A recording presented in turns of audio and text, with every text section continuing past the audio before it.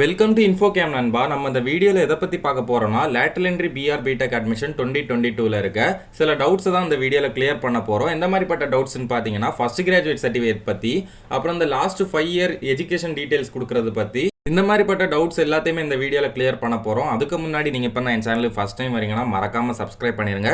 Subscribe பண்ணிட்டு பக்கத்தில் இருக்க பெல் ஐக்கானை கிளிக் பண்ணி ஆளுங்கிற நோட்டிஃபிகேஷனை கொடுத்து வச்சுக்கோங்க. அப்போ தான் நான் இதை மாதிரி வீடியோஸ் போட்ட உடனே உங்கள் மொபைலுக்கு நோட்டிஃபிகேஷனாக வரும் நண்பா. சரி வாங்க நண்பா வீடியோக்குள்ளே போகலாம்.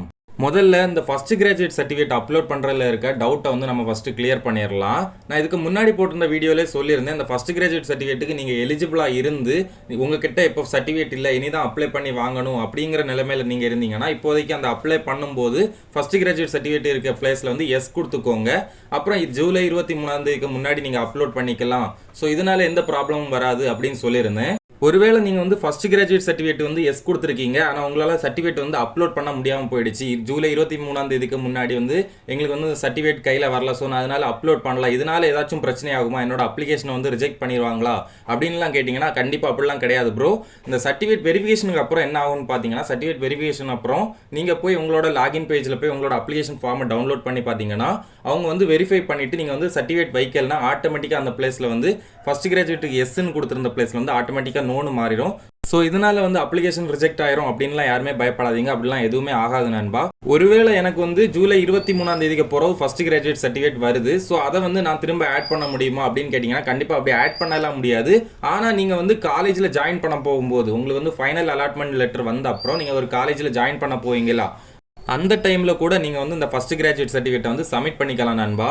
அப்புறம் கொஞ்சம் பேர் வந்து இப்படி கமெண்ட் பண்ணியிருந்தீங்க, நான் வந்து ஃபர்ஸ்ட் கிராஜுவேட் சர்டிஃபிகேட்டுக்கு எஸ் கொடுத்துருந்தேன், ஆனால் அப்லோடிங் பிளேஸில் எனக்கு வந்து ஃபர்ஸ்ட் கிராஜுவேட் காட்டலை அப்படின்னு சொல்லி கமெண்ட் பண்ணியிருந்தீங்க. அது எங்கே காட்டும்னு பார்த்தீங்கன்னா அதே சர்டிஃபிகேட் அப்லோடிங் பேஜில் தான் இருக்கும். ஆனால் கொஞ்சம் கீழே ஸ்க்ரோல் பண்ணி வந்தீங்கன்னா அடிஷ்னல் சர்டிஃபிகேட்னு ஒரு ஆப்ஷன் இருக்கும். ஸோ அந்த பிளேஸில் போய் நீங்கள் வந்து சர்டிஃபிகேட்டை அப்லோட் பண்ணிக்கோங்க நண்பா. ஃபர்ஸ்ட் கிராஜுவேட் சர்டிஃபிகேட் மட்டும் இல்லை, இப்போ வந்து நீங்கள் வந்து ஒரு ஸ்பெஷல் ரிசர்வேஷன் கேட்டகரியில் வந்தாலும் உங்களுக்கான சர்டிஃபிகேட் வந்து இந்த அடிஷ்னல் சர்டிஃபிகேட் இருக்க பிளேஸில் தான் அப்லோட் பண்ண வேண்டியது வரும். ஸோ நீங்கள் வந்து எங்கே அப்லோட் பண்ணணும்னு யாருமே கன்ஃபியூஸ் ஆகாதீங்க நண்பா. அப்புறம் இந்த லாஸ்ட் 5 இயர் எஜுகேஷன் டீட்டெயில்ஸ் வந்து ஃபில் பண்ணுறதுல சிலருக்கு வந்து டவுட் இருக்குது. அது எதனாலன்னு பார்த்தீங்கன்னா அவங்க வந்து இப்போ முன்னாடியே பாஸ்ட் அவுட் ஆகிட்டு அதுக்கப்புறம் வேலை ஏதாச்சும் பண்ணிட்டு இருப்பாங்க. ஸோ அதனால இந்த டவுட் உங்களுக்கு வருது. நீங்கள் வந்து இந்த வேலை பார்த்ததெல்லாம் கணக்கிலே வைக்க வேண்டாம், அதில் கேட்டிருக்கிறது வந்து எஜுகேஷன் டீட்டெயில்ஸ் மட்டும்தான். ஸோ இப்போ ஃபார் எக்ஸாம்பிளுக்கு டிப்ளமோ கம்ப்ளீட் பண்ணிட்டு 2 வருஷம் வேலை பார்த்துட்டு இருக்கீங்கன்னா நீங்கள் வந்து இந்த எஜுகேஷன் டீட்டெயில்ஸில் என்ன கொடுக்கணும்னு பார்த்தீங்கன்னா இந்த 5th பிளேஸில் வந்து டிப்ளமோ 3rd இயர், அப்புறம் வந்து 4th பிளேஸில் 2nd year, diploma first year வந்து 3rd பிளேஸில், அப்புறம் 2nd பிளேஸில் வந்து இப்போ நீங்கள் வந்து 10th படிச்சுட்டு போயிருந்தீங்க, டிப்ளமோ முடிச்சிருந்தீங்கன்னா 2nd பிளேஸில் வந்து 10th ஃபர்ஸ்ட் பிளேஸில் 9th கொடுத்துக்கோங்க. இதுவே நீங்கள் வந்து 12th முடிச்சுட்டு டிப்ளமோ போயிருந்தீங்கன்னா 2nd பிளேஸில் வந்து 12th ஃபர்ஸ்ட் பிளேஸில் வந்து 11th டீட்டெயில்ஸையும் கொடுங்க. ஸோ உங்களுக்கு ஓரளவு இந்த டவுட் எல்லாமே கிளியர் ஆகிருக்கும்னு நம்புறேன் நண்பா. இதை மாதிரி வேறு ஏதாச்சும் டவுட் இருந்தாலும் கமெண்ட் பண்ணுங்கள், நான் கண்டிப்பாக அதை பற்றி வீடியோ போடுவேன். இதை மாதிரி lateral entry BR BTech admission 2022 பற்றி இன்னும் நிறைய விஷயம் தெரிஞ்சுக்கணும்னா மறக்காமல் நம்ம இன்ஃபோகேம் சேனலை சப்ஸ்கிரைப் பண்ணி பக்கத்தில் இருக்க பெல் ஐக்கானை கிளிக் பண்ணி ஆளுங்கிற நோட்டிஃபிகேஷனை கொடுத்து வச்சுக்கோங்க.